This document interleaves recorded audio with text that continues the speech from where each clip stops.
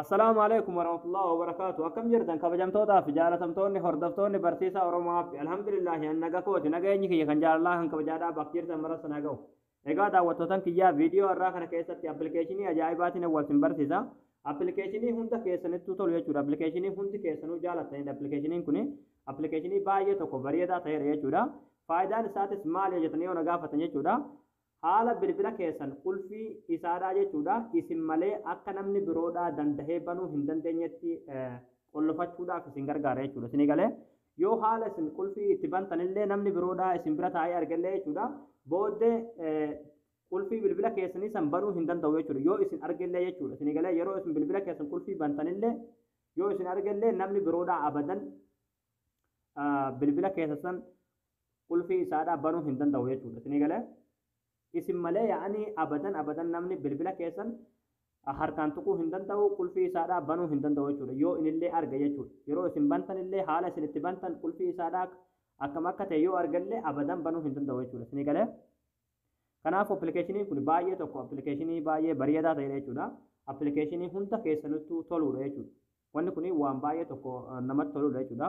waan yeroo dheeraadhaaf barbaadaa turredha jechuudha mee aappii ajaa'ibaatii keessa galee sana amma tokko tokkoon waan isa keessa jiru tokko tokkoon isinitti agarsiisa jechuudha na faana tura. Egaa daawwattootaan kiyya gama barumsaatiin darbuun duratti warroonni YouTube chaanaala keenya faarootaa tan baga nagaa dhuftan jechaa barumsa dabalataa argachuudhaaf chaanaala keenya sabiskiraayib godhachuun dagatanadha.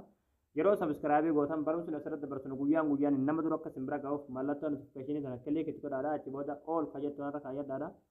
Barumsa keenya yoo isinitti tolee isin gammachiise viidiyoo keenya laayik sheer gootanii namoota baay'ee biraan ga'uun dagatanadha. Egaa gabanumaan hanga barumsaa isin dabarsaa hanga xumura viidiyoo fiyyatti obsaan nafaana turaan hordofaa isiniin jedha.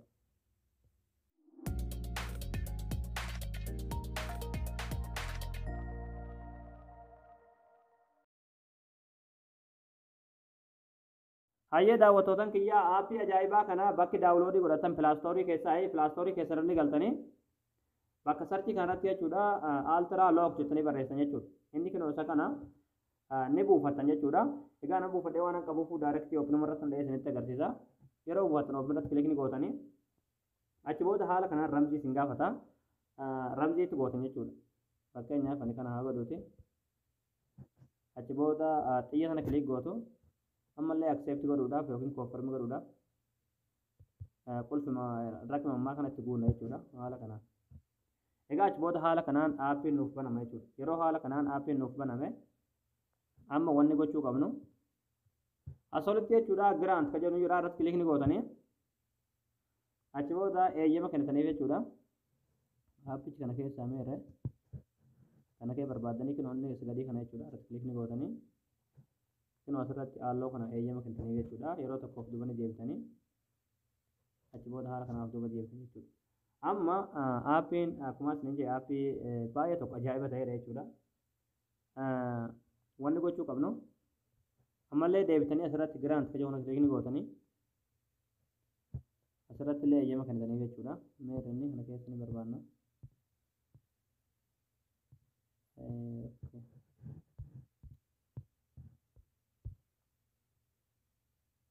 kinoonni kana haala kanaan taa'ee sana banna jechuudha okay amma xumurree jirra jechuudha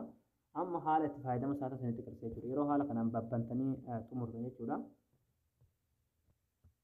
hayyee daawwattootaan kiyya appilikeeshiniin kun waa baay'ee of keessaa qaba jechuudha asirratti jechuudha appilikeeshinii barbaadanillee qollofachuu dandeessanii akkasuma suurallee akka namni kamuu dandahee qulfii san banee isin malee suuraa san arguu hin dandeenyetti qollofachuu dandeessanii asitti viidiyoollee qollofachuu dandeessanii yookiin dhoffachuu dandeessanii jechuudha isin galee asirratti jechuudha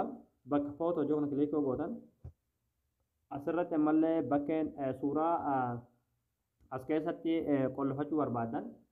baafachuudhaaf jechuudha bakka pilaasii kanatti kilikni gootanii haala kanaan suuraan isiniif ba'a jechuudha isin galee yeroo haala kanaan suuraan isiniif ba'e suuraa kana keessaa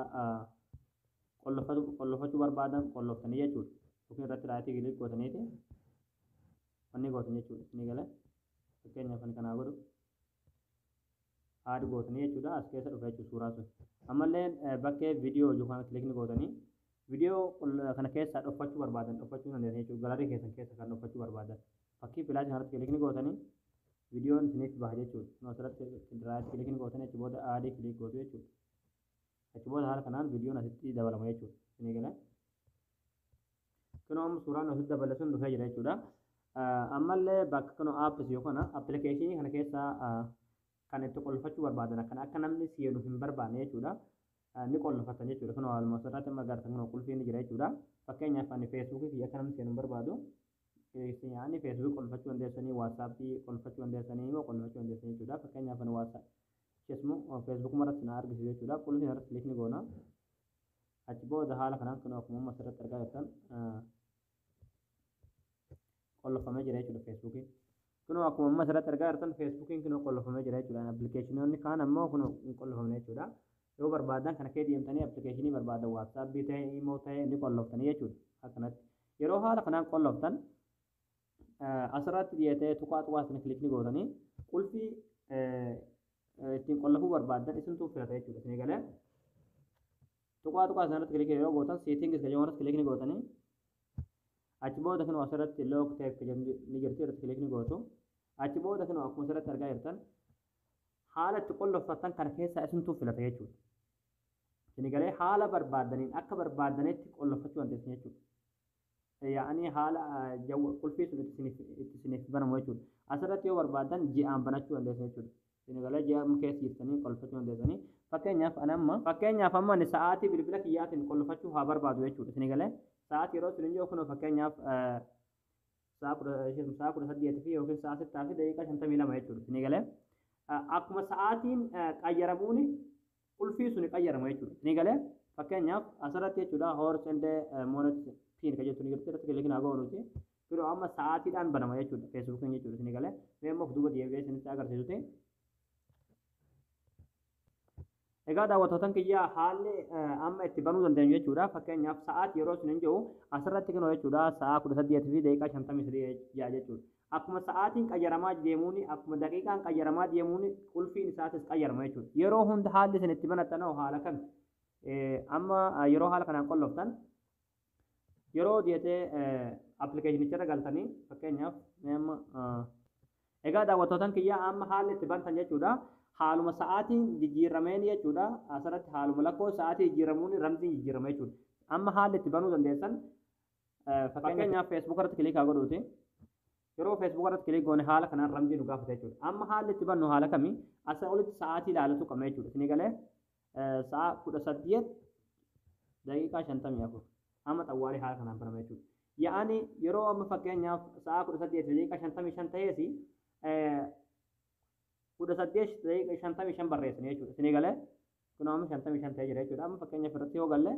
kaslatti saniin hin banamu jechuudha kamiin banama 18 55 sila 54 ture mi isinii galuu jiraami amma yaa'ani haaluma sa'aatiin yookiin daqiiqaan dabaluun qulfiin jijjiiramaa deema jechuudha haalli isin itti banattan